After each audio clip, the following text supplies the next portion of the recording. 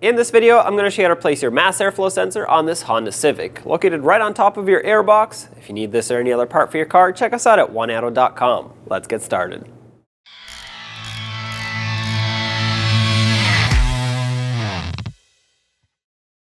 With the hood open, you'll find the air box right on the driver's side of the engine compartment, and the mass airflow sensor is mounted right on top of it. To remove the old one, press on this tab and pull the connector back. And then there are two Phillips head screws that we have to remove to get the sensor out. This one might be a little trickier to access just because the cowl's in the way, but if you have a longer screwdriver, it should reach.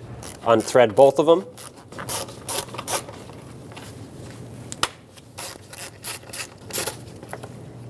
Now pull the mass airflow sensor straight up, and if you need to remove the weather stripping a little bit to get this to clear, go ahead, and there it is. Now take your new mass airflow sensor, slide it down into position, put the two screws back in, bottom them out, and make them snug. These are very small, that's bottomed out, so a tiny bit extra is all it needs.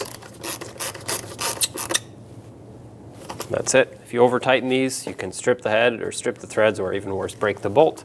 Now reconnect the sensor. Make sure this clicks. If you had a check engine light, clear it, run the vehicle, and make sure everything runs properly. I hope this video was helpful, and if you have anything to say, leave it in the comment section below. Don't forget to subscribe and ring that bell so you can stay up to date with all of our latest content. Thanks for watching.